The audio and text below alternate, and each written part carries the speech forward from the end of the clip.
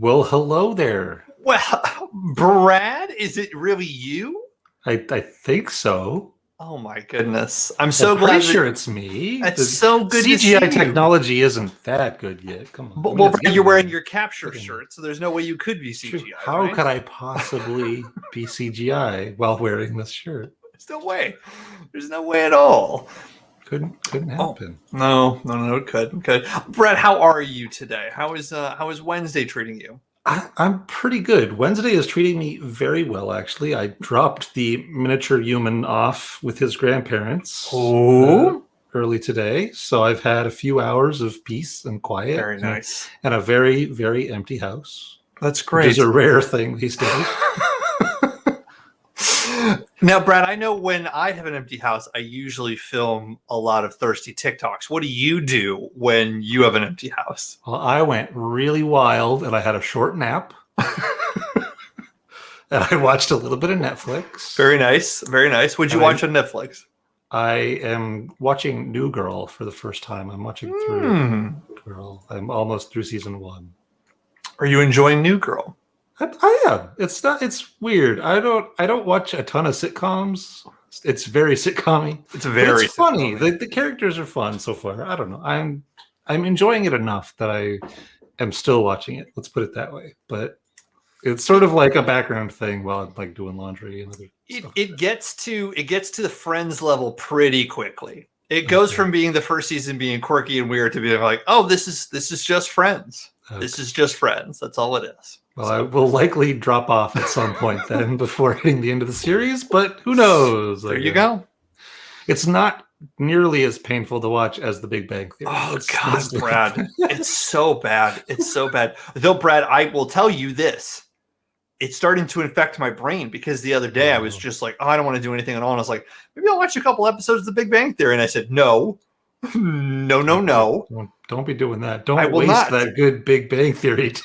I need that. Exactly. We gotta be recording that. Exactly. So it's like, I don't want to call you in the middle of the day and be like, hey, do you want to watch an episode because I'm bored? I mean, you could. It might work out depending on the timing. It's not like I have much going on these days. It's infected my brain. It's infected my brain, and I hate that. I absolutely hate that. Naps are great. It was amazing. It's the first nap I've had in quite a while. It was good. It was a good time. Brett, I'm a very exciting person, clearly. I cannot stand taking naps. I have to be so sick to take a nap. In general, sleep is not something that I enjoy. So I'm happy you enjoy napping. You can have all the naps. I'm not great at napping, but you know what is great at making me good at napping? Weed. Oh, well, there you go. Having a weed nap is wonderful. Exactly. I enjoy drinking a cup of coffee. Excuse me. You drink the coffee first. Get a little high as well. Sure. Then you take a nap. 20 minutes later, you wake up and you are laser. Caffeine power nap. Oh, yes. Sure. So good. So good. Used to do that with Jolt Cola in college and stuff. Good old Jolt nap. Yeah. Like 4 a.m, cramming for a test or something. Like, that's it. I'm just going to cram like 3 Jolt Colas into me, lay down for a half hour, and then get up. I'm up the rest of the night. That's it. That's my sleep for the night. Yeah. I don't sleep. I don't sleep at all. I don't enjoy sleeping. 5-6 hours max. If I get 8 hours of sleep, it's like I'm drunk the rest of the day. My body doesn't know what to do with it. Right. I probably average like 4 or 5 a night usually. There you go. You're good. Yeah.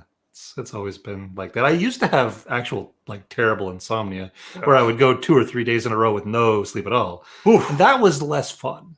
Less fun. But once you get to about 4 days, then you start hallucinating, which is a little bit fun, but not sustainable. Not sustainable. Well, that's why you do the sort of you do the Ralph Waldo Emerson sort of thing where it's like, great, I'm going to stay up for 23 hours, sleep for an hour, and then drink a bunch of coffee. And he would just do that again and again because he was so obsessed with coffee. And that's how he really talks about a lot of stuff that he was writing about was all because he wasn't sleeping and all he was doing was drinking coffee out in the woods. And like, you think about the way he's writing and you're like, oh, right, this is someone who hasn't slept, who's this sort of like East Coast intellectual and is doing nothing but drinking coffee and just feeling nature. It's wonderful. Moon brain, exactly. After Moon a few brain. days, you got serious moon brain going on. The Magicians is good too. And Attack on Titan is good. I got I haven't watched Attack on Titan. Well, you got to read Attack on Titan, man. That's where it is, man. You got to get this stuff. good stuff. Excellent. Boy, let's have Aerith Girl and let's talk about anime. That would be a good show. That would be great. I wouldn't have any idea what was going on. It would be normal, I guess. That's the normal state of things. It would be fine. Which one of these guys is Goku? Which one's the vegetable one? Is it Tomato Man? What's the vegetable? Vegito. That's Vegito. Vegito. Where's Vegito? Oh, Brad. Kellen, would you like a question? I would love a question, Brad. Please. All right. Let's see. How silly do we want to? Let's get silly. Oh, anime and K-pop. Yes. Sure. Yes. All right. What mythical creature do you wish actually existed? How about that? Oh, boy. It's probably a tie. Oh, God. Probably a tie between dragons and sphinxes. I like the idea of a sphinx existing, of this like creature that sort of lives in different places and like you have to talk to and like speaks in riddles, and like just this idea of like one day there's a sphinx on your house and the sphinx is like, well, this is my house now unless you can answer these riddles and talk to me. I love that idea. Right. I'm claiming this now. This is my house. Solve my riddles or deal with it, I guess. That would be interesting. Or dragons. And dragons are the same sort of way. Like I kind of wish that dragons were around, because I like the sort of prismatic idea of dragons from like D&D, this idea of like, well, green dragons are really greedy and yellow dragons they've got a lot of honor, and red dragons are just like angry all the time, and black dragons want to like just destroy the world. I love that concept of like the dragons come from a different realm, and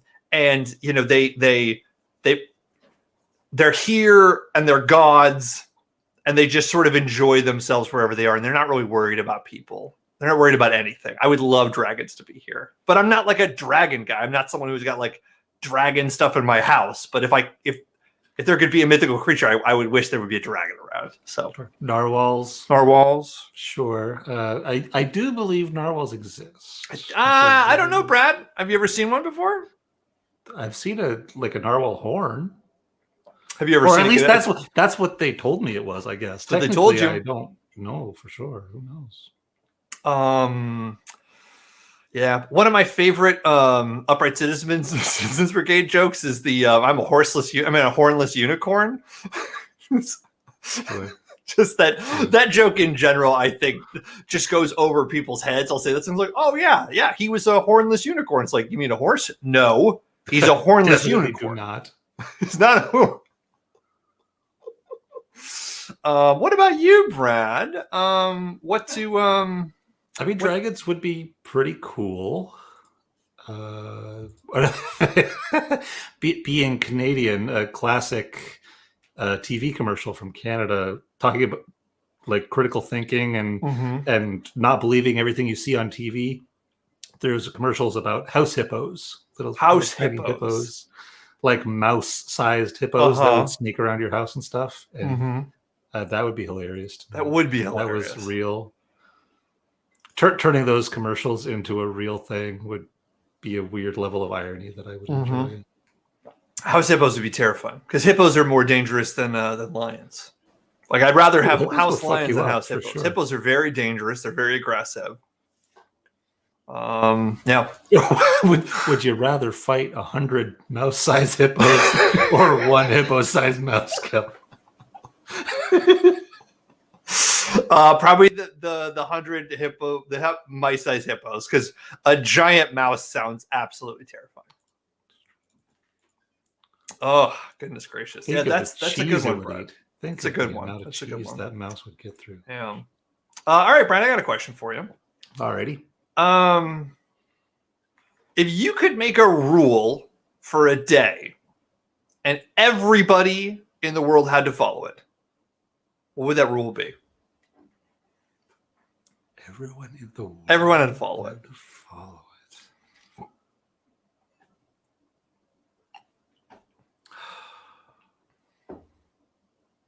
That's tricky. It's a tricky one, right? Because a part of you wants to go like, all right, well, no more killing, right? No more racism. It's not gonna last though, right? It's just like, 1 day. It's 1 day. It's one day. It's not gonna right? be super sustainable. Mm-hmm. So I would probably go silly. Yeah, exactly. That's when you're like, all right, I should go silly on this. Yeah, like make everyone talk like a pirate. Yeah, that's the first thing I went to. Or like, all right, well, it's naked day. There's no clothes. Everyone has to be naked, right? Yeah. They're just like no pants day. No pants. Pants are illegal today. Mm-hmm. Yeah, something like that. What about you? Anything else? I just have silly ideas. Yeah, I go to silly places, right? I go to silly places where it's like, when I saw that question, Pittman is strategizing. Give me $1. Give me $1 over there. Give me $1. Give me $1. I go to places where I'm like, all right, like, mass orgies, but then I also think about like, well, consent is always popular. We don't want to have orgies where it's going to be bad. It's tricky. We want it to be a positive thing.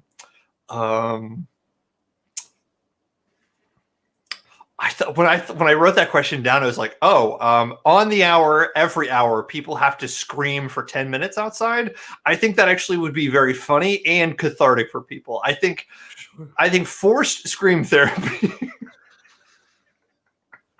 Find your nearest window and just scream as loud as you can. I kind of like that. In a suburban area, it's a little different. Here in the city, it would be pretty fucking strange. It would be pretty weird. Yeah, definitely strange. Definitely strange. Be a weird one. Kellen, yeah, Brad. If you could bring back one TV show that's been canceled or ended, I guess. Which show would you bring back? Not as like a remake, but like a continuation of something. Okay. Oh boy, it's a tough one. It's a tie. I would probably bring back Northern Exposure. Okay. Northern Exposure, fantastic show. Sure. It could have either continued rolling or it's 20 years in the future.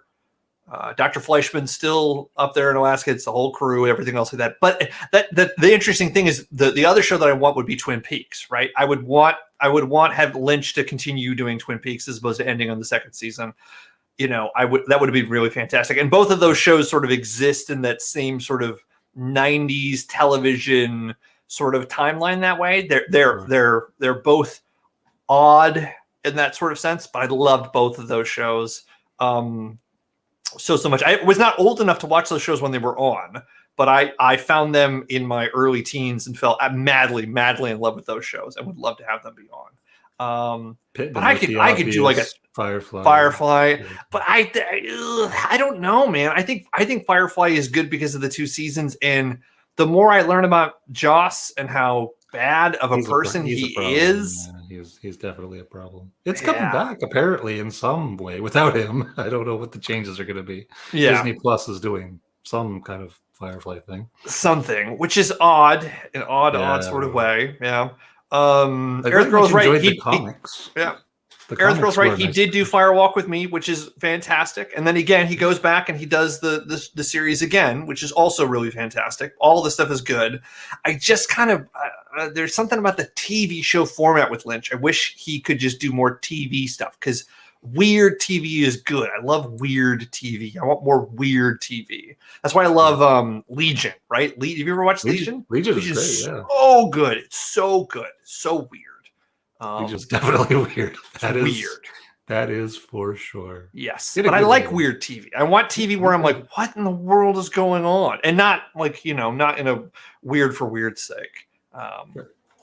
Yeah. What about you, Brad? What do you think? I mean, there's a lot of options. But Right? one that I was thinking about earlier when I saw this question was Fastlane. Have you ever seen Fastlane? Fastlane. I've never seen Fastlane.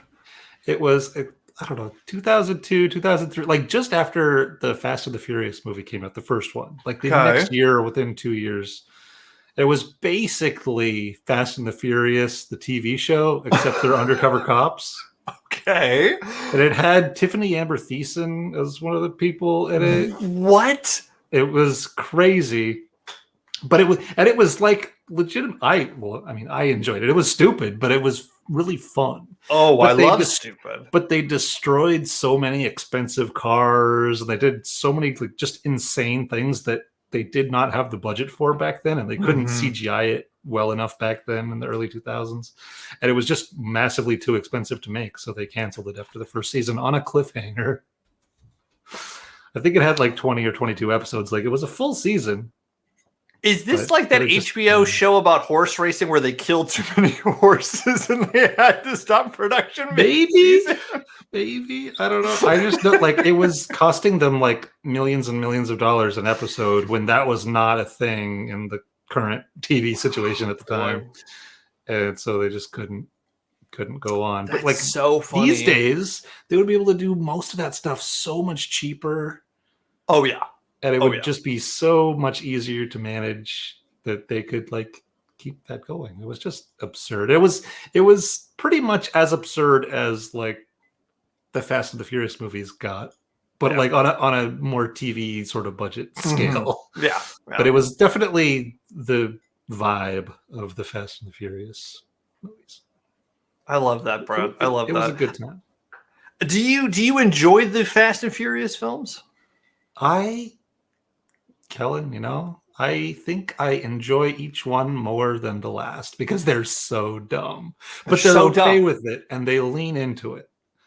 They know what they are. Yes. And they're just like, we're going to do more of that. If you like it, cool. If you don't, whatever. This apparently isn't for you because we're still going to do it. It knows exactly what it is. It's not trying to be anything different. And it's funny because it's like after Fast 5, I'm like, I'm in.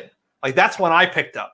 Because I watched the early ones and I'm like, oh, this is so boring. Come on, let somebody throw a car out of a plane. When's a submarine full of cars going to show up? It's so fucking silly. So yeah, they get better and better. Like the first one was like it was fine, I guess. I don't know. Whatever. Tokyo Drift is fun. Tokyo Drift is really fun. Is fun, but it's like completely different. It didn't make any sense to be a sequel, but it was like fun. And then after, they just progressively get sillier and sillier. Yeah. And I enjoy that for some reason. I don't know. I'm on board. Yeah, that's good. Okay. Brad, I have a question for you. Okay.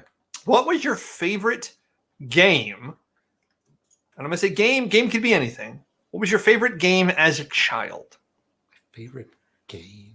Yeah. As a child? Mm-hmm. What was favorite? Child. As a child. How young are we talking about? I would say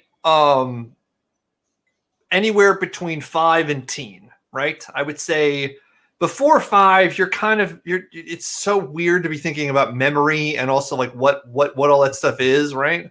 And I feel like once you're a teenager, then you're not really a kid, right? So I would say in that region, that's the prime kid time, right? Okay. 10 years old, 10 I would maybe like that's like, you're there. Okay. Probably like original Mario Kart then, like SNES, right? Mario Kart on the Super Nintendo. Yeah, that would be about right. Mm-hmm. A little bit earlier, maybe Gunsmoke for the Gunsmoke Nintendo. Is so good. Gunsmoke is such a fun game, Brad. It is. But this tells me a lot, Brad. It tells me a lot about who you are in terms of a video game was your favorite game. I love it. Great. Oh yeah. Still good. Can Aerith Girl has asked, can we guess hers? Can we guess what her favorite game was as a kid? All right. Collectively, can we guess what the game was? Collectively. What would Aerith Girl enjoy? What would her favorite game have been? That's Secret of Mana, maybe? Maybe Earthbound? Maybe Mother. Chrono Trigger. Chrono Trigger. Okay. Right. There. Oh, good. I think we got it. It must have been one of those. Must have been one of those. Yeah. Had to be. Had to be one of those. So good. Gunsmoke the TV show. Gunsmoke the TV show, not the video game. Your favorite game was playing Gunsmoke the TV show. Classic.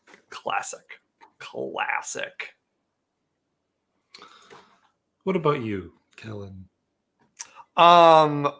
My favorite game, as in that sort of time. Nailed it. You nailed it. You got it. Mm-hmm. My favorite game probably would have been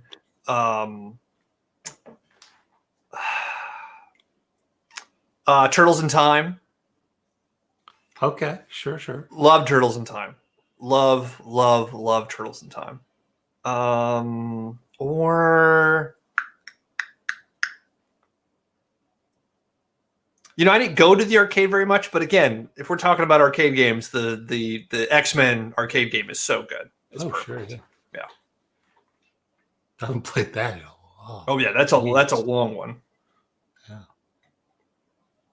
Good times. Yes. I have another question for you, Brad. Okay. Excuse me. Avoid the Noid for aliens. Oh boy, they're bringing back the Noid. Yep. The Noid is back. The Noid is back. That's weird. I don't get why they would do it, but they have done it. I will say, Avoid the Noid is one of my favorite NES cult games. That game is awesome. The platforming is really great. The soundtrack is fantastic. The little mini games between you and the other Noid, I loved that game. I loved that game. Okay, Kellen, I have to ask, as a marketing type individual, why would they bring back the Noid? Why are they doing this? And they're calling him an anti-hero for some reason. Yes. Even though he's trying to stop them from delivering delicious pizzas. No. I think the Noid represents a lot of nostalgia. I think they're bringing back the Noid because why not? I guess fair. I think the design, the character design of the Noid is fantastic, right? What is the Noid? Is he a person or is he some sort of other odd individual? Why is the Noid associated with this pizza brand, right? Like, there are so many questions about the Noid in terms of because we don't know the Noid's gender as well, which is the other reason why you bring them back. It's just the Noid's gender is Noid. Their pronouns are Noid and Noid. Yeah, I think the reason they're bringing it back is because they have nothing better to do. Sure, I think that fair enough. Yeah, I don't have really an argument against that. I'm very confused. It is definitely confusing. Whatever. It's definitely confusing, Brad. It's definitely confusing. Yeah, Brad, if you had a time machine. If I had a time machine. You had a time machine, Brad. Sure. Hypothetically, if you had a time machine, what would you do with it?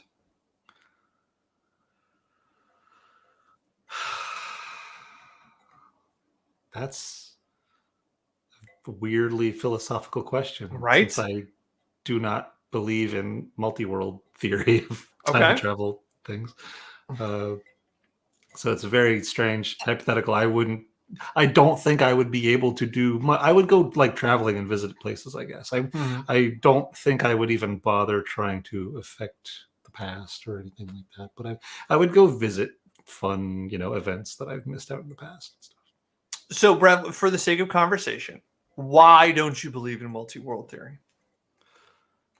There just is not yet a decent reason for me to think that the universe could function that way when it comes to traveling through time.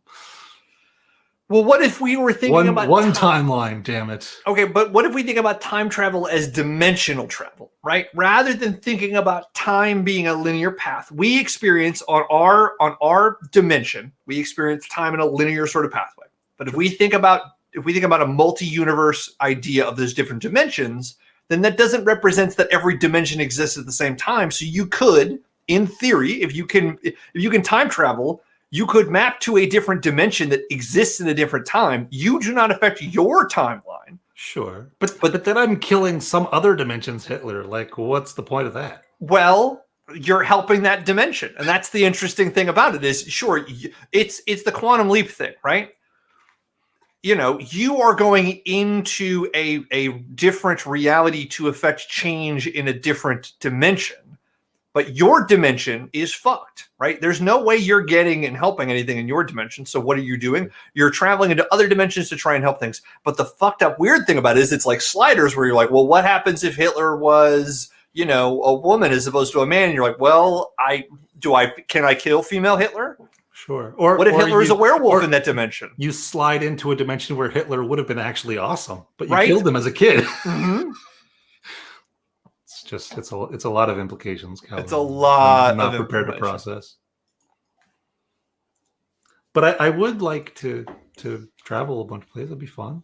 Go see the future, especially if possible. That would be technology is cool, and I want to see where it goes. Would you rather have time tourism? Right. I think we kind of talked about this a little bit before because I had this idea of like, what if ghosts were just time travelers, right? They're just people coming back and they're like, boy, this is so fucking boring. Like, this is terrible. So you can't, like, again, we have time laws, right? The time jury is saying, no, you can't affect change. But what we can do is we can project a hologram of you into the past where you can see things that way. You know, your great grandchildren want to come and see you, you know, jerk off. And that's what they decide to do, right? Sure. YouTube in the future is going to be weird. That's very weird. Very, very weird. Would that allow you to feel more comfortable with time travel? I guess. It just, I don't know. It doesn't seem like it would serve a practical purpose to me other than tourism. Brad, do movies serve a practical purpose? It's entertainment. I mean, that's like it would be essentially that to me, right? Anyway. You know, you could go back and watch the Battle of Gettysburg or watch the Library of Alexandria burn, right? Like, sure. It would be interesting if nothing else to get a definitive understanding of history, right? That's what I think is really interesting about time travel. To be like, there's so much stuff where we're like, well, we don't know what was happening before Babylon. It's like, actually, we do now, and now we know how olives were discovered and who made the first pickle.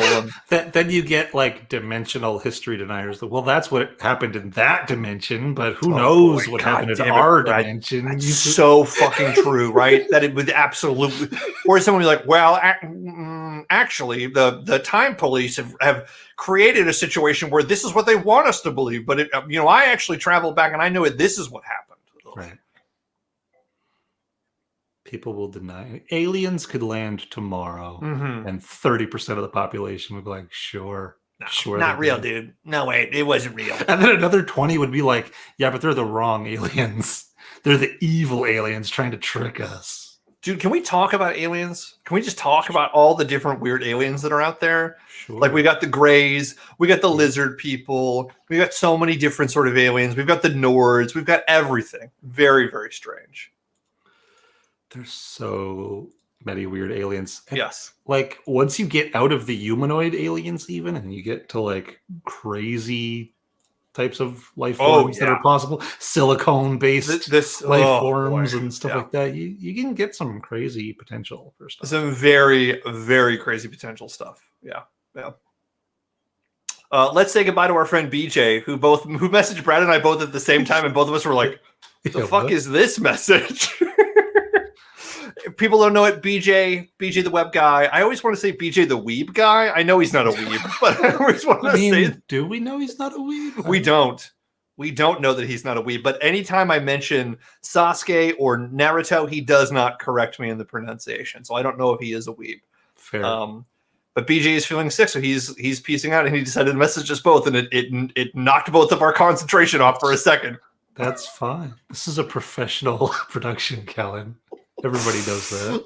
I just know I looked over and I was like, I don't recognize the color of this Discord chat group. I did what the same this? Thing. What's this now? A new group chat thing? This is a weird new group chat. So now we can blame him for that. Well, here's the thing: all the aliens are here, right? What people don't realize is the aliens were here before World War I and World War II, right? The reason World War I happened was not in terms of Franz Ferdinand. That's not the band, but Archduke Ferdinand getting assassinated. That's what they made us believe. That's where World War I started. No. The aliens were already here. The Greys and the Nords have been controlling us for thousands and thousands of years. Again, alien human hybrids, all this good stuff, Brad. Let's get into it. You've been watching History Channel again, haven't you, Kellen? Look, what people need to understand is when you look at a triangle, right? When you think about a triangle, there's no way humans could have ever discovered a triangle or figured out what zero is, right? It's a very complicated shape. Aliens had to come here and tell us that. Sure. Yeah. Is there any TV related thing that made less sense than when the History Channel started playing Ancient Aliens? No. But the History Channel was never about history, right? It was like at least theoretically, like they would be trying to pretend that they're about history, right? Since it's called the History Channel. Yes. I think the issue is it's still TV, right?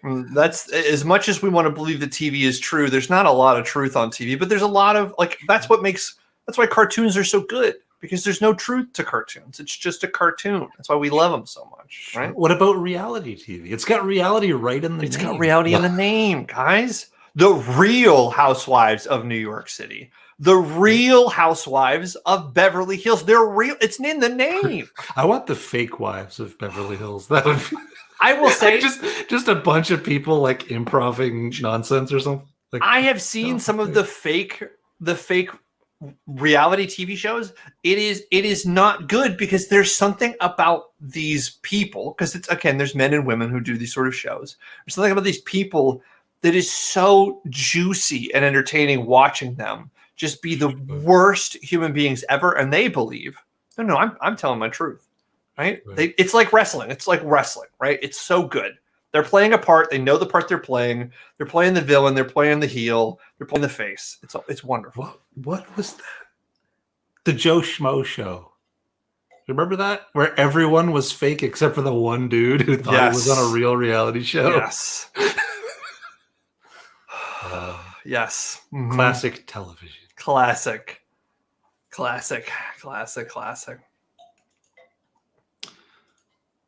You got a question for me, Brad? I do, Kellen. Oh. How cool are you? Not very cool at all, Brad. Would you like to find out definitively how I guess cool so, you Brad. are? Let's take a quiz to find out how cool this guy is. All right. Let's share my screen here. See how cool Kellen is. I scoured the internet, Kellen, for this quiz for multiple minutes, and I found the ultimate cool test. I'm glad it's the ultimate, which I'm sure is 100% accurate. Has to be. It says ultimate in the name. Exactly. Why would they lie about that? Wow. Kellen, do you believe in love? I do. So yes, I am a natural romantic, wishing for a happy ending with my yes, true that would love. be it. That would 100% be it. Number one, yes. All right. What's your favorite movie genre? Romantic comedies? Any two blockbuster to see on a Friday night with friends? Sci-fi, dark fantasies, and Marvel superheroes, or terror, mystery, or psychological thrillers? Terror, mystery, and psychological thrillers, 100%. All right. Sharing screen minus one cool point. Listen, this taking my cool points away for giving it to seems very rude, but fair enough. Brad, can we pause real quick? Let's look at the ad at the bottom that says, "How many rats are you worth?" Is that a quiz we can take later?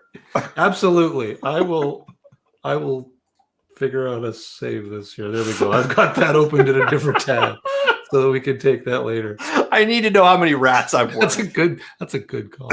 All right. Which of these do you enjoy? Choose wisely, it says. That sounds very ominous.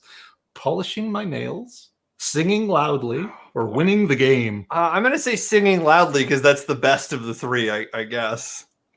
All right. Your socks. What color are they?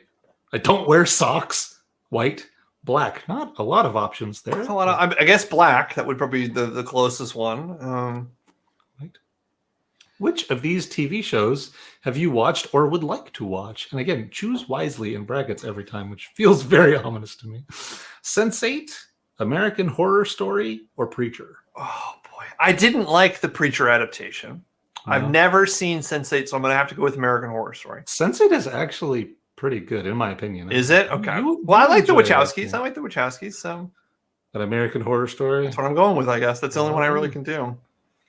Which description best matches the person you'd like to become in the future? I'm not sure why it's like a zombie guy there. That's financially stable, out of Dodge, traveling the world, rich in personality and wit, and fixed to ride out the first years of the apocalypse. Well-off, stable career, nice house, and a car that I worked my ass off for. It's going to be rich in personality, wit, and fixed to ride out the first year of the apocalypse. 100%. That's yeah. All right. What might one find you doing on a Saturday evening? Lazing around, writing and reading, playing video games, or dinner party? Probably lazing around, writing and reading. I mean, that's. I would love to be at dinner parties, but that's the honest answer. Fair. Do you think you're cool? No. Yes, I've practiced the art. Frankly, my dear, I don't give a damn. Or I'd like to think so. Most people would disagree. Frankly, my dear, I don't give a damn.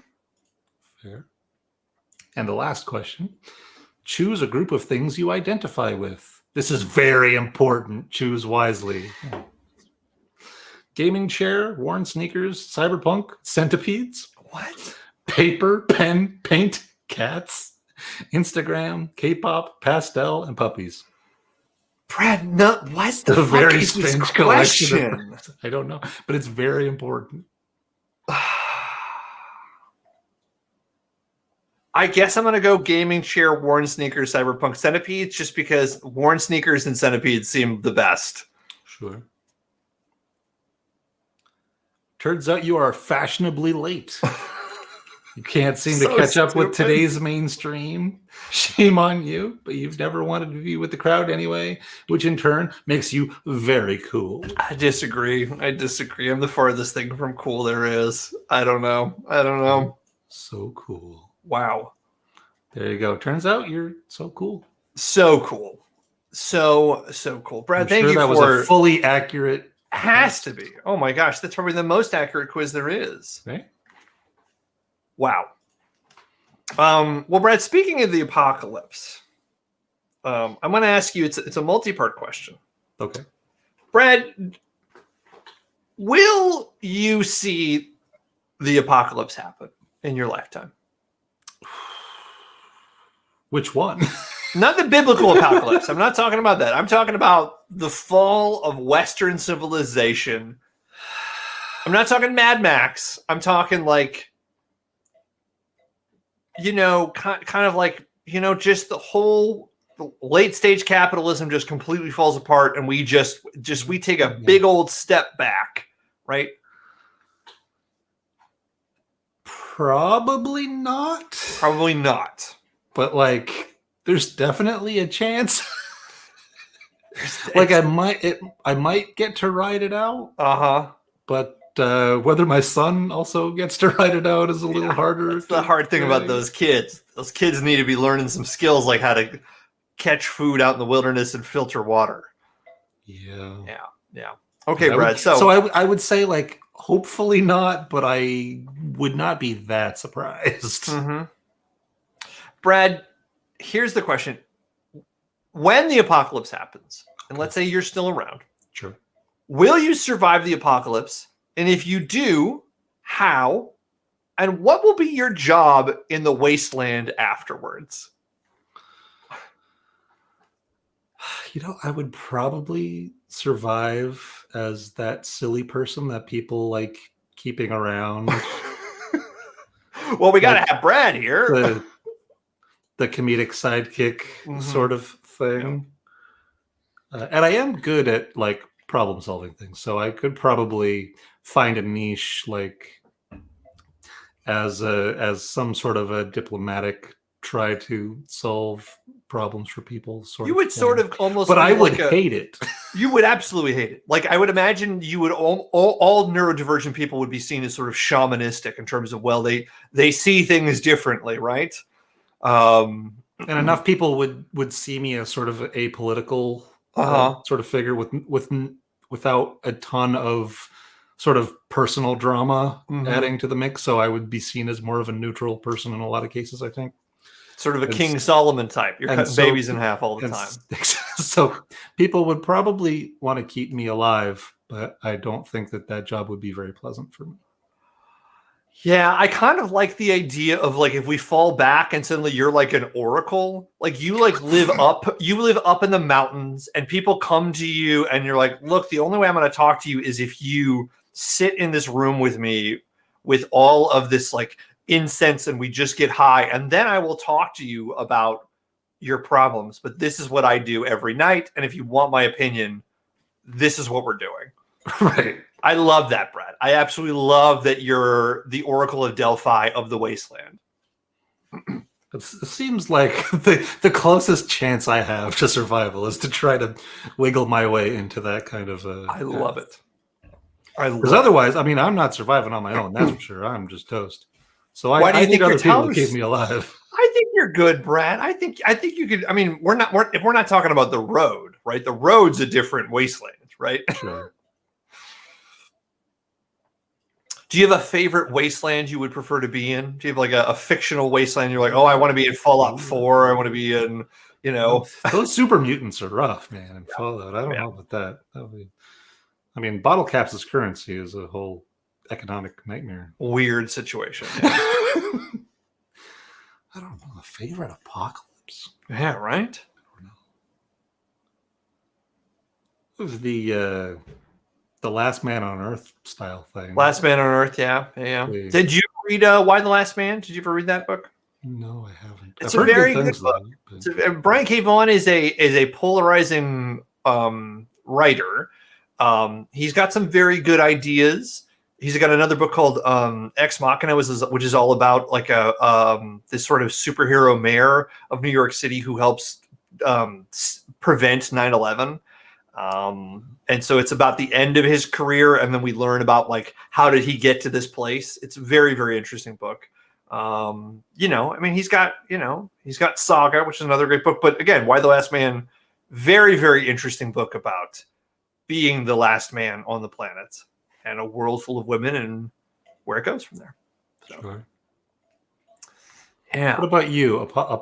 What's Apocalypse Kellen look like? I kind of think Apocalypse Kellen is just like full on. I open up like I'm just cooking food. Like I think I'm just someone who's like, I'm like, all right, I got a place, I got food. You come here, you eat. Like I think it would just be that where it'd be like, well, let's go down to Kellen's and I've got liquor and I've got food and places where people can sleep, and that's it. And it's just like this sort of thing where it's like shotgun underneath the bar, big old grizzly bear scrape on my face, just that sort of thing. It's sort of Deadwood sort of feel that way in terms of like, this is what I do. You don't fuck with me, I don't fuck with you, but we get people fed. We do this sort of thing. That's me in the apocalypse. I'm like, great. I know how to cook food. I know how to keep people happy. Let's get a player piano or a little stage and people will, sing some folk songs and it'll be good. Sure. What do you think the economy looks like in a world like that? Presuming we're not using bottle caps. No, we're not using bottle caps. I think the economy would probably be, and this is odd to sort of say, I think it would be some form of energy, right? So if that's Mad Max, it's gasoline. Or if that's some sort of like lithium batteries or something, because I still think we're pretty addicted to the phone. And if we're talking about the apocalypse, the phones don't make any sense anymore, but we're still so needy on that there would be like, oh, I'll trade you a battery pack for a night stay. And it's like, oh, let's check the battery. Oh, wow, that's a lot of power right there. Like, I think that would like, and anybody who wants to go and write a short story about this, that's what I would imagine need to happen. I could so. Yeah. But I think I don't know if I would go so far as the road. I know a lot of people like children of men, right? I think this whole idea that society falls apart and everyone wants to murder each other is so tapping into people's fears. It's the same thing with Mad Max. I just think this whole like wasteland, everyone murders and does terrible things to each other. Yeah, there would be a lot of that, but I also kind of just feel like at a certain point, people would not know what to do. It's the reason I sort of bounce off of sort of the sort of misery porn that can sometimes be like The Walking Dead and other shows or other books like that. Like, I think people would actually glom together more quickly, and people would put their shit aside because they're like, well, we don't know what to fucking do, so we need to work together as a community. And there would just be all these little pockets of tribes, and then the tribes would fight each other. But like that's what we've been doing for years. So, yep, pretty yeah. much. That's it. Yeah. So, you got a question for me, Brad? I do. I've got a few here to choose from. Just because I've been sort of falling down the how my brain works rabbit hole lately. Yeah, I've been watching a lot of How that. do you think? Do you think in images, colors, thought globs, as Dan Green calls them, words? Wow. What's in your brain that's when you're trying to think about stuff? When I'm trying to think about stuff, it's a mix of two things. So I have a photographic memory, so I can recall things. Nice. But I also have an anxious mind, which is in words. So I know when I am in my most grounded sense of being, I think in images, I think in colors, I think in sense. It's all very sensory that way. I know when the voice is around, I know that is all emotion, right?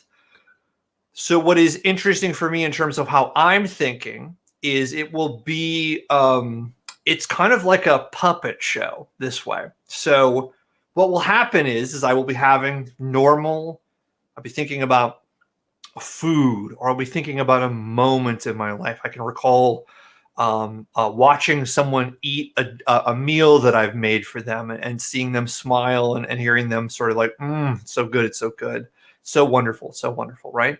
Having this really beautiful sort of moment and recalling it is perfect. And then what happens is the words and the emotion go into the person and sort of puppet them and make them do something they didn't do.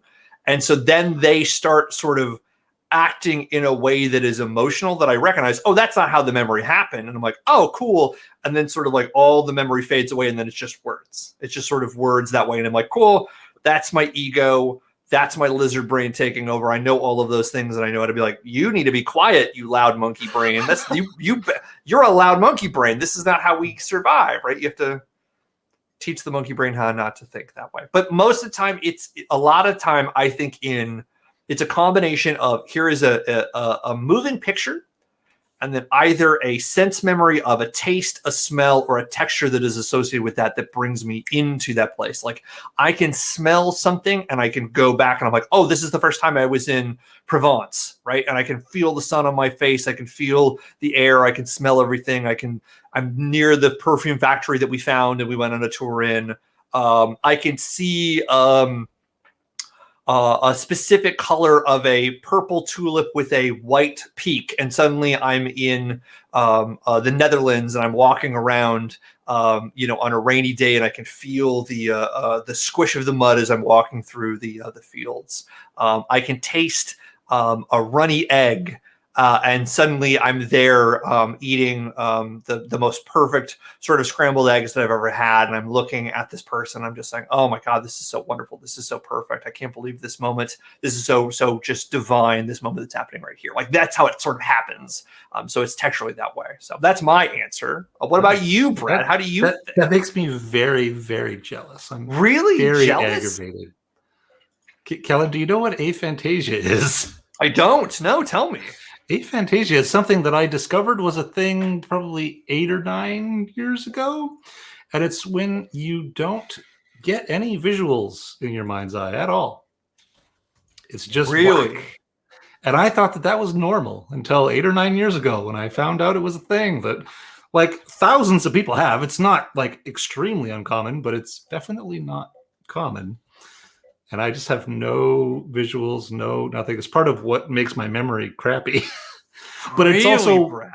apparently associated strongly with neurodivergent people, and especially neurodivergent people that have low sort of spikes and valleys in their emotion, because they're not connecting like past events in a visual way. Like memories, like PTSD and things like that tend to affect them a lot less because they don't have that sort of visceral connection to memory.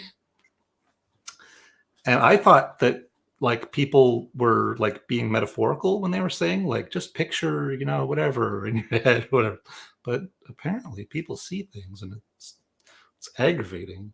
Yeah, I see things. The interesting thing about my brain, though, and we talk a little bit about memory, is that's the tough thing for me, is I have to tell myself, did it happen that way? I have a very photographic memory, but then sometimes my emotions will say, but did it happen this way? Right? The what if? And I'm like, no, that's not how it happened. I know this is how it happened, but they like to play a little puppet show to say, what if it happened this way? What if they didn't do the thing you thought they did?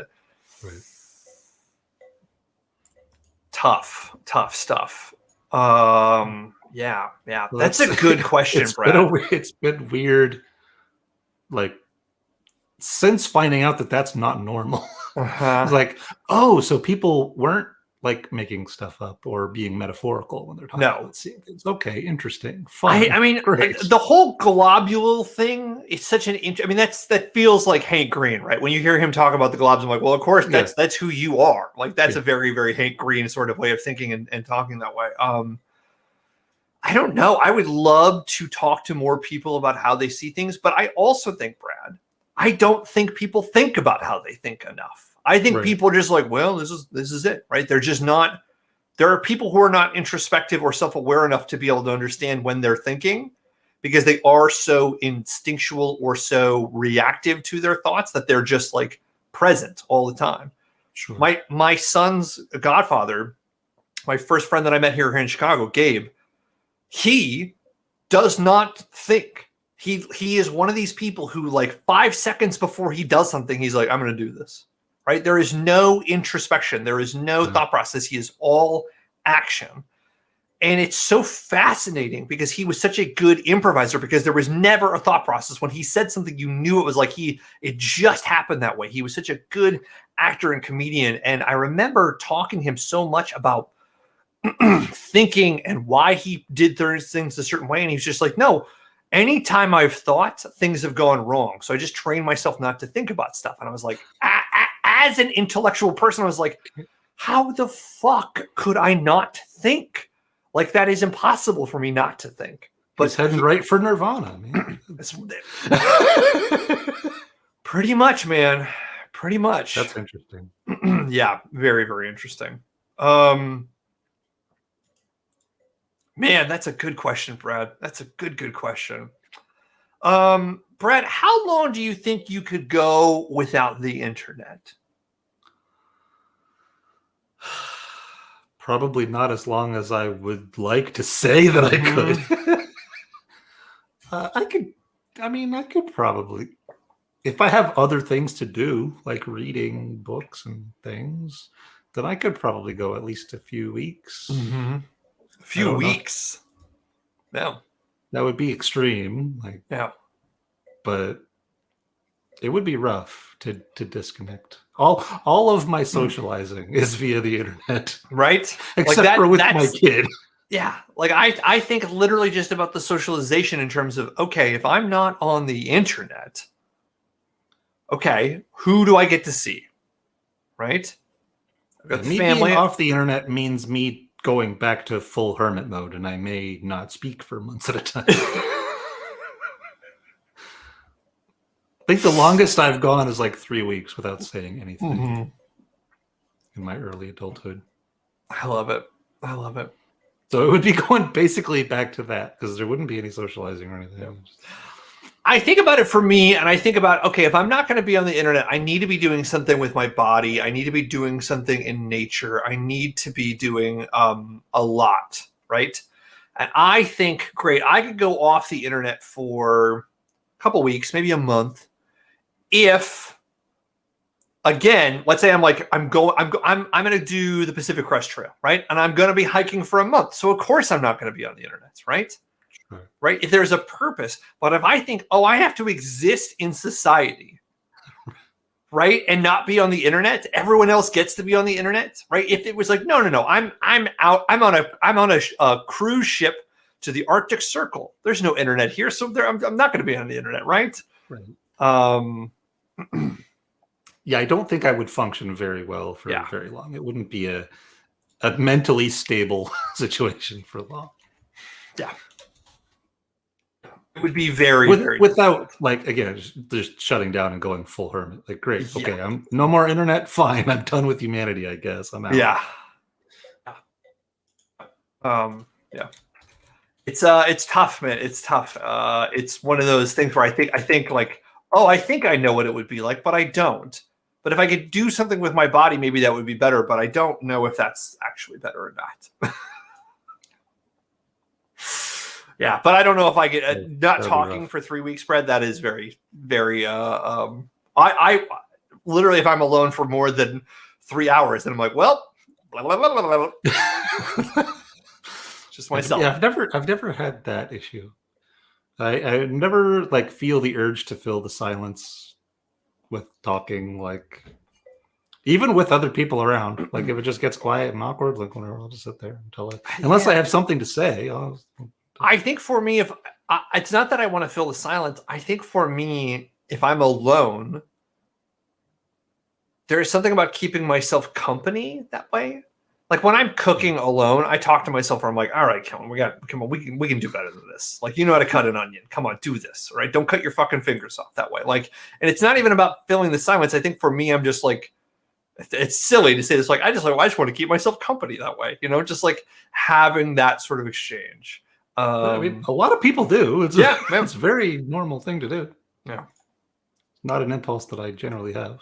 I mean, I have talked to myself randomly, but it's not an impulse that I have sort of in general. Yeah. I don't know. The internet's weird. The internet is weird. It is. You know, speaking of weird internet, Kellen, would you like to find out how many rats you're worth? I need to know how many rats I'm worth, Brad. Okay, we better do this quiz then. We have whatever it is. I don't have any idea. Yeah, I was going to say this is going to get real weird. Where is it? There you are. Let's find out how many rats you're worth. Okay. Keep in mind now, the less rats, the better. Okay. Someone you are friends with asked if you could show them the answer to the test. What do you do? Do you show them your test answers? They are your friend and you'll stick with each other. Raise your hand quickly and alert the teacher that they are trying to cheat. Friend or not, I'm not going down with them if we get caught. Pretend you didn't hear them ask. That would help, but not under these circumstances. Give them the wrong answers. Not because I don't care, but because they shouldn't ask people at risk getting caught. Show them your paper, but then cough really loudly until the teacher notices you. Then they will see that your friend is cheating. You still have a friend and a passing grade.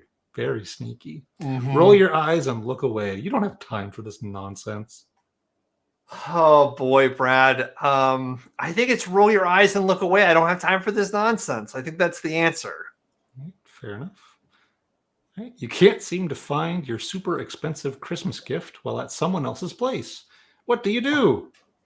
Probably tear the whole house apart and not clean it afterwards. It was hard enough tearing it apart. I'd start asking around to see if anyone saw it.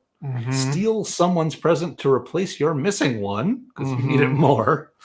Start accusing people and making a scene, then apologize because you found it in your pocket. Stay quiet. Look through other people's things when they weren't around. I don't want to make a big deal. Hope I don't get caught. Start crying because it meant so much and eventually have everyone else search while you cry. I'd start asking around to see if anybody saw it. I feel like that's the most reasonable thing. All right. Someone spills their food all over your new clothes. It was an accident. What do? Throw food back and scream, food fight! Get really angry and storm out. You don't say anything and just ignore them. You keep in mind they didn't mean it. Start crying and make the person feel super guilty. They deserve it. What the fuck is this quiz? This quiz is bizarre. Start yelling at them and demand they buy you new clothes. Shit isn't cheap these days.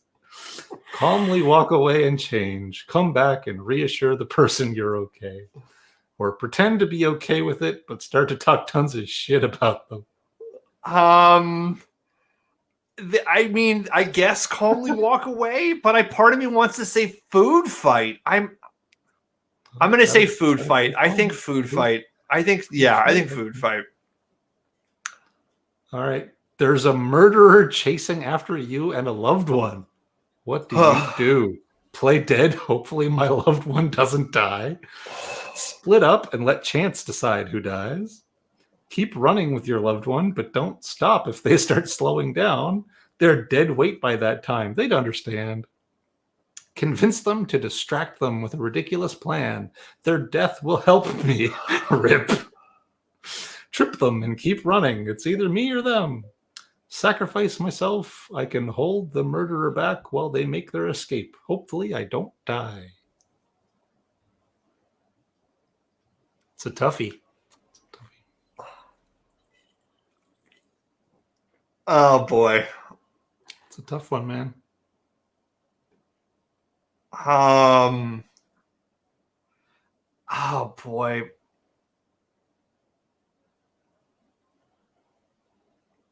You don't split the party, Brad. You don't You never split the party. You That's never true. split the party. It's such Never a split the bad party. idea. Yeah. Oh God, Brad. This test is absurd. This test is absolutely absurd. I think we're about halfway, though, by the looks of the bottom progress.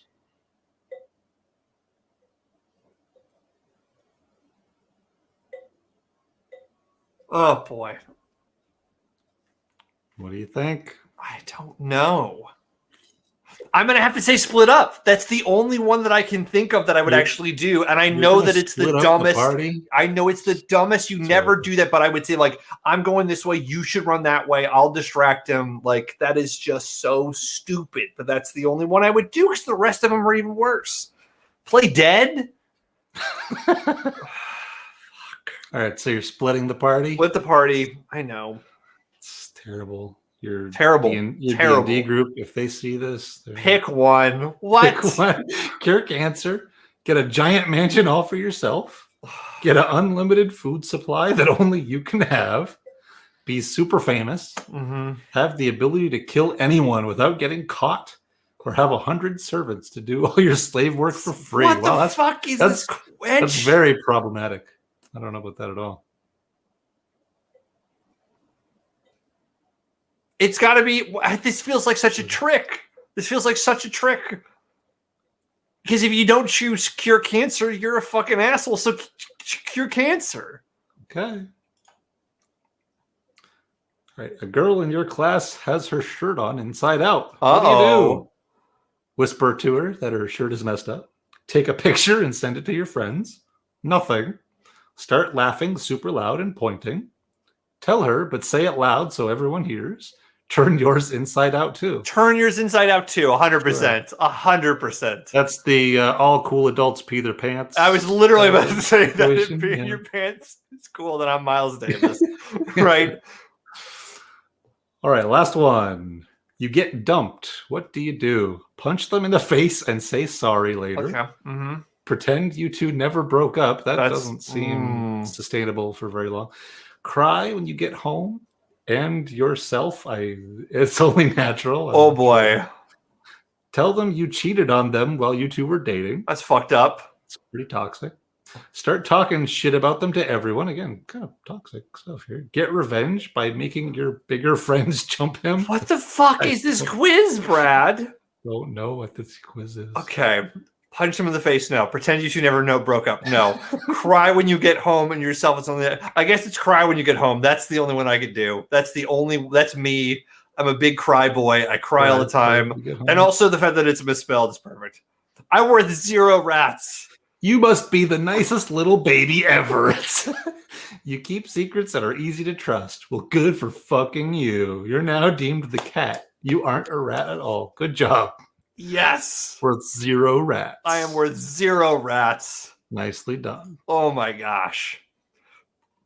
Brad, we might have to find more quizzes like this. That was the dumbest quiz ever. It was amazing. That was really silly and stupid. I really enjoyed that quiz. Wow. Okay. At least we know that you're worth 0 rats. I'm worth 0 rats, and I'm Well, gonna put that on my goddamn resume, and people are gonna say, "It says here you're worth 0 rats." It's like, yeah, I'm certified as 0 rats. An internet quiz told me so. Yeah.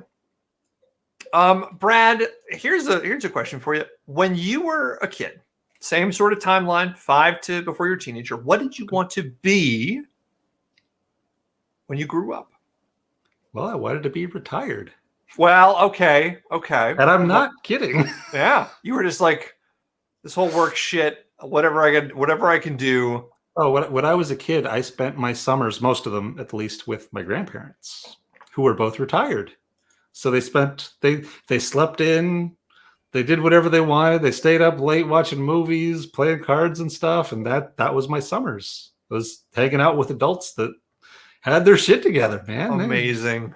And so, like in grade 1 or 2 or whatever, when they started asking, like, what do you want to be when you grow up in school? I was always like, I want to be retired like my grandparents. It took me a couple of years to figure out that there was going to have to be some middle steps there. But yeah, I wanted to be retired, like legit. I'm sure my parents still probably have some school assignments from back then in a box in the garage that say that, like, I want to be retired when I was like 8 or whatever. So there was never any like firefighter or astronaut moment? Nope. Wow. Okay, when you were a teenager, what did you want to be? When I was a teenager, probably I wanted to be a writer for a little while. Okay. And then I was going to be like a computer programmer when I was starting to do coding things, like making websites and stuff, like back when you actually needed some HTML for that. Yeah. But yeah, there wasn't a lot of like real career things. I think that's such a beautiful thing, Brad. Literally, when you say, when I was a kid, I wanted to retire. That's such a beautiful idea, right? I just kept getting jobs. Like I worked for a private investigator for a little while, doing like their internet stuff. Because they were I was going to say, illiterate. Brad, the PI. You know, the not licensed, PI? not licensed or anything. Doing like basically whatever internet tech crap that they didn't know how to do, because I was the young guy who would deal with internet stuff. I love this idea of you on a stakeout too, where you're like, all right, well, we got to figure out if this dude is cheating on his wife. We're here for a couple of days. We got some deep dish pizza. We're going to figure this out. So for a little while, I thought maybe I would go that route. Once I was working, I was like, I could get licensed and like do this for longer. But then I just moved on to other stuff.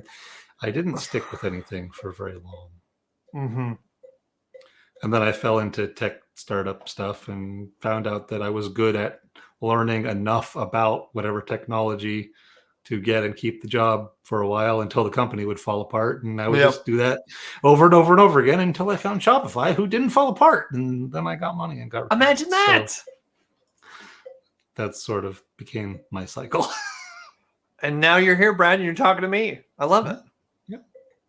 What about you, Kellen? What did you want to be when you grew up? So I grew up, my dad was a cop and my mom was a nurse when we were living in Vail. So I grew up around a lot of firefighters and police officers. So there was a part of me that wanted to be a firefighter, but like the firefighters that I knew weren't firefighters. They were a bunch of ski bums who were firefighters for like the one fire that happened a year, right? They were doing a lot of that stuff. Same thing with the cops and everything else like that. So, I later wanted to be, there was a little period of time, Brad, where I wanted to be a professional baseball player. I was like, this is going to be my dream. I'm going to be a professional baseball player, and this is going to be fantastic.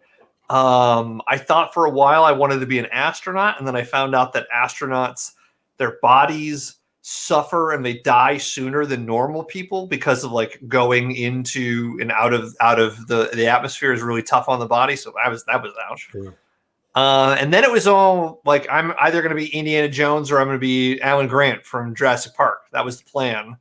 But then I found out that there weren't any Nazis to fight and that dinosaurs weren't real. So, well, listen, dinosaurs can be real again, and the Nazis are back. So the Nazis are. That's the thing about it, Brad. I wish I had gotten into antiquities and I could be going and fighting these goddamn Nazis. Someone really should. That would be handy. Oh my God, that's what we need right now, right? More people to go and punch Nazis in old ruins and everything. It'd be so good.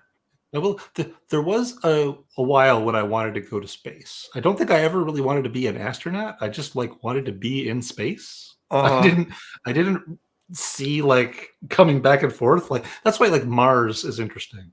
Yes. Like if I could do a trip to Mars like within my lifetime, I'm assuming a one-way trip, and I would be okay with it by the time that that's a thing.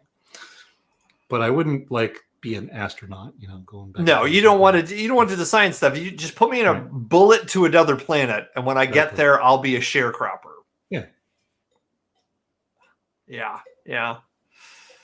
It's tough because I think about my son, and he's 100% like, I want to learn Japanese. I need to go to Tokyo before I'm a teenager. Like his whole dream is working for Nintendo, making video games. That's all he fucking thinks about. And I think about me. If I had said that to my parents, they would have said, you're going to boarding school. No child of ours is going to make goddamn video games. I know you love playing that Yonoid game that we rent down at the Blockbuster all the time, but you're not playing video games. And my son, I'm like, if this kid has the skills and the stuff, I'm going to support him, right? Sure. Mine already wants to be a game streamer. That's what he wants to do. Yeah, I don't know if that's going to be sustainable long term, but I mean, who knows? Maybe who knows? Yeah. We talk a lot about that. From trying.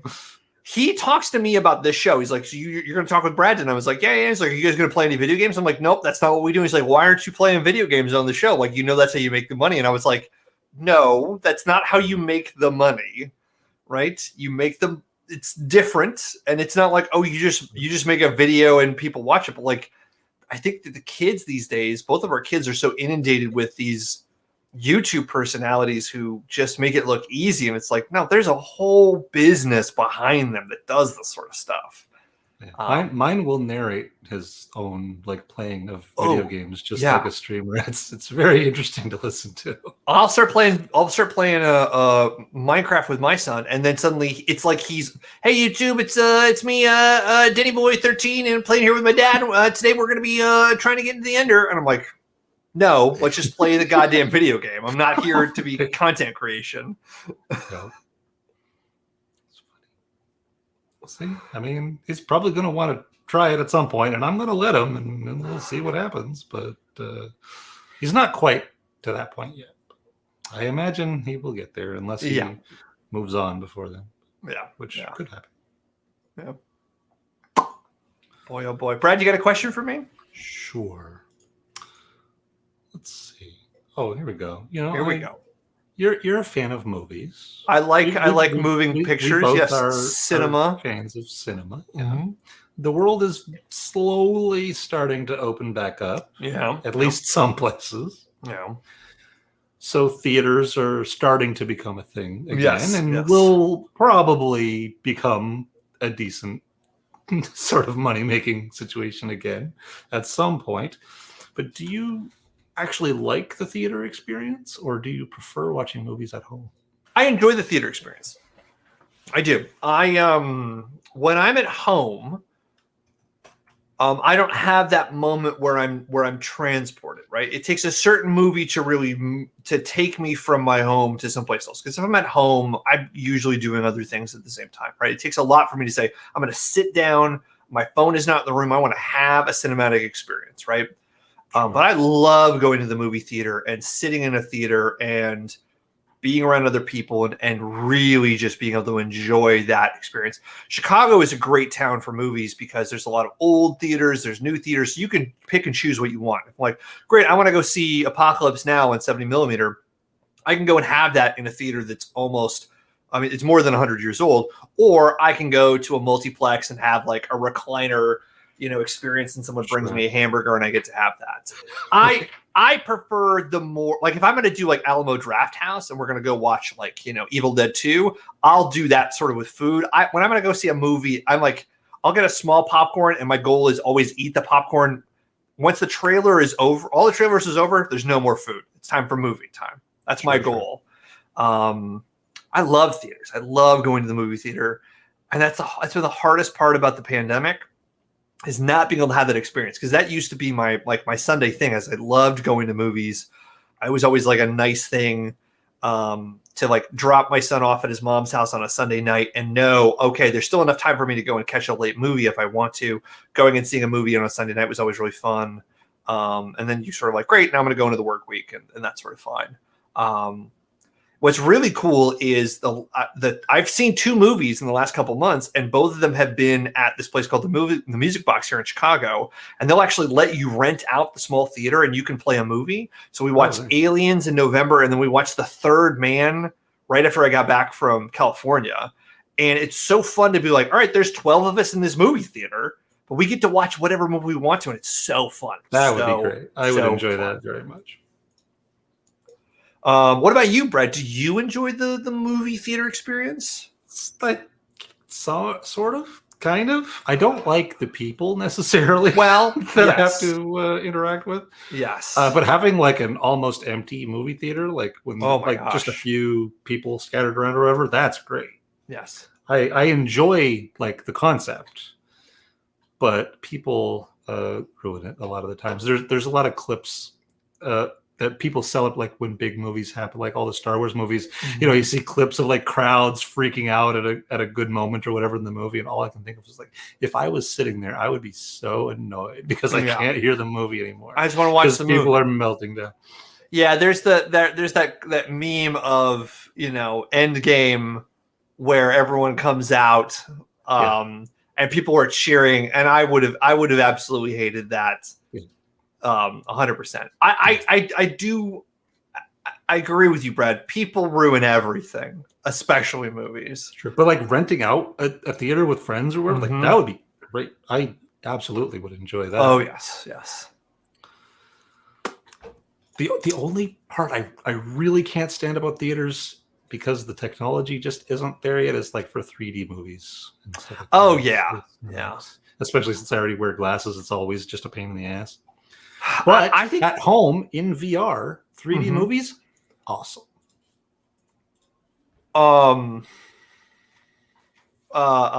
It's one of those things, Brett, where I don't think I've ever watched a movie in VR, so I might have to try that sometime. That seems very fun. You should. And like 3D movies, because they're separate screens or treated as separate screens, I guess, depending on the VR setup that you have, you don't need weird glasses or nothing. It's all just internal to the system, so it feels comfortable. That's really cool because I feel the same way. I've seen 2 3D movies. One of them was Megamind, a movie that people forget about. That's a good movie. Don't sleep on Megamind. Yeah, Megamind is great. Megamind great. Tina Fey, Will Ferrell, Brad Pitt, great movie. People sleep on that movie. That's a great movie. Saw that in 3D, and then I saw Avatar. Avatar was so big and bad. I didn't enjoy the 3D experience, but it was a spectacle. And Megamind was a strange movie to see in 3D to say, I don't know if this movie was good because it was in 3D. It was just a good movie. I didn't need the movie to be 3D. Right. But boy, I just love being in theaters. But you're right, Brad. Like 3D movies are just so weird. I will say this. I saw The Force Awakens in 3D as well, and that was weird as well. I imagine that would be a strange one. Yeah, like the Act 1 of like Rey being in the hollowed out Star Destroyer, that was cool. But that was like the only time where it's like, oh, the 3D is really good here. But everything else was like, none of this needs to be 3D. I enjoyed Ant-Man in 3D in VR. Oh yeah, it was interesting. And what's the other? Edge of Tomorrow is the other really great one. I watched in 3D really? In the VR headset. It was a good time. Edge of Tomorrow is a very good movie. Well, here's the question, Brett. What do you call Edge of Tomorrow? Do you call it Edge of Tomorrow, or do you call it all the murder, death, kill, repeat? Like what do you call that movie? Because they've renamed that movie so many times. Right. I think when I saw it, the poster said Edge of Tomorrow. So Yes. that's like the label that's in my brain. But yeah, it's got a whole bunch of names. Whatever you call it, it was a good time. Yeah. Brad, I don't have a tiny question for us, and we only have 10 more minutes. Do you have a tiny question for us, or a question you think that could go out for 10 minutes? All the questions I have are much bigger. Sure. Let's see here. What do I have?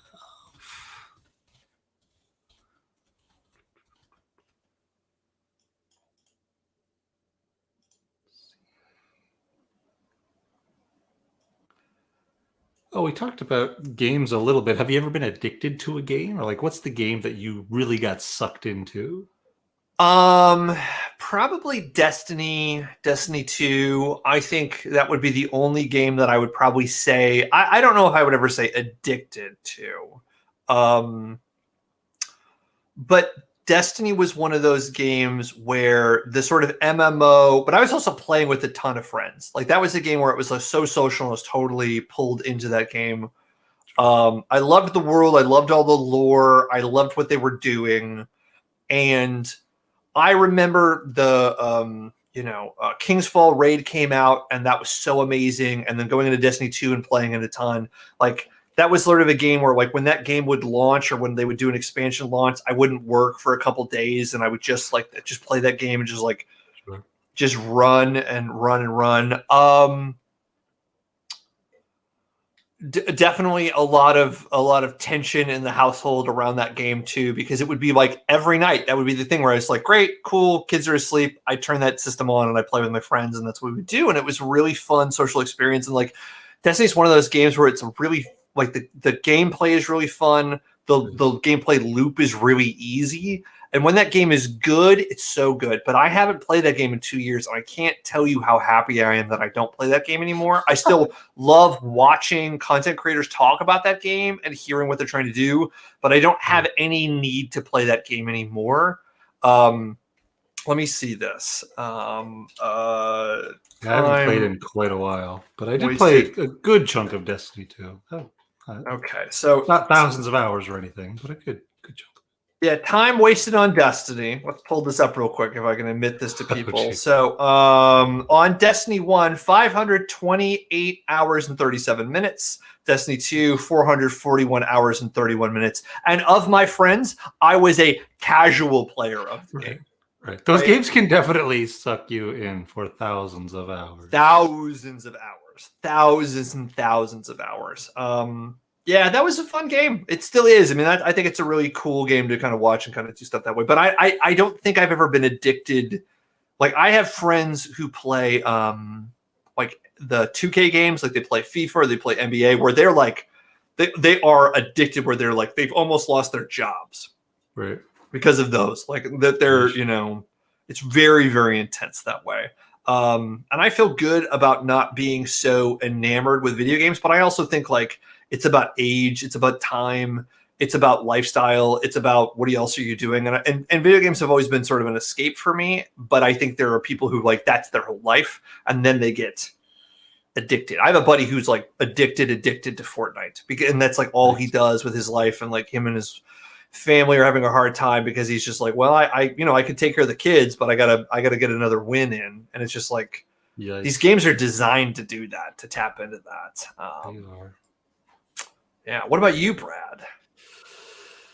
I mean, there's been a couple over the years. Skyrim is probably on the list. Yeah. I don't know how many hundreds of hours I've had in Skyrim over the years. I play every couple of years. I toss a bunch of new mods on because there's always new mod things, right, to make it. I mean, you can pull that up on Steam right now. I'm sure you can see how many hours you played. I don't know if I would.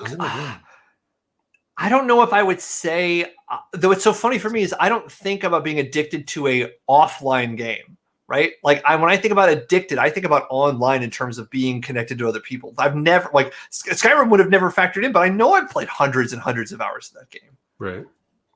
Let's see. What does it say? That's a very curious thing.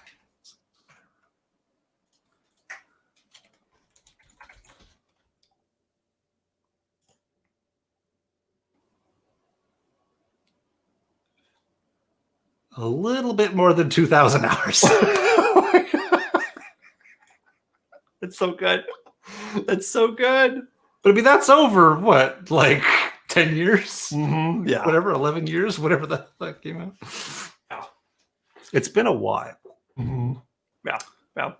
But more recently than that, probably like Elite Dangerous in VR with flight controls. Yeah. That sucked a few months out of my life when it came out. Elite Dangerous is a great game. I'm sure on VR it's even better, right? Like I have enjoyed playing Elite Dangerous. I love watching people play that game. That game is a very, very fun game to watch people play.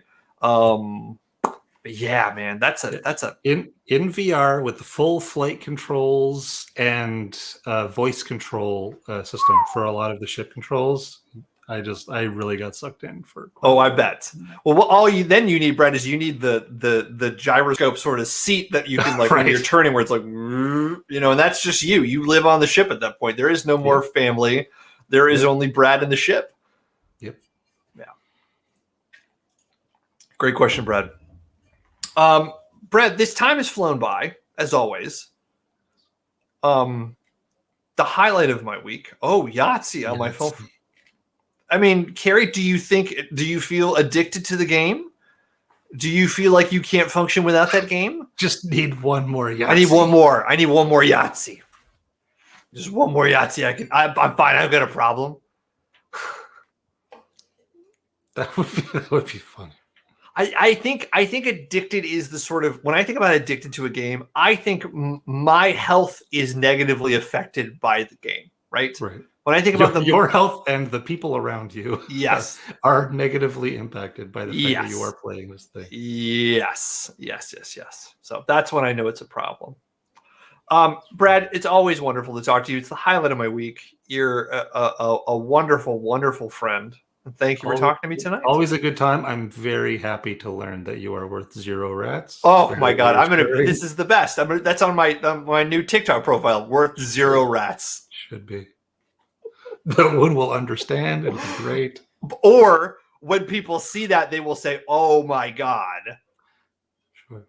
Yeah. That would actually be amazing. If someone recognized that, like, oh my God, 0 rats. This guy's worth 0 rats. Can you believe it? Well, this has been a lot of fun. It's been a blast. For anybody else who's still with us, thank you very much for being here with us. And we will be here next week talking about stuff. Eventually, Brad, one of these days, we will have to start taking questions from the audience in advance, and we will be answering their questions. We'll figure out a way to do something fun like that sometime. But we could like set up a Twitter for questions or some kind of a we could figure something. We can figure it out. That would be good. But yeah, Brad, I hope you enjoy the rest of your Wednesday, and for everyone else, we'll see you next week. See you next week, everybody. Bye, everyone.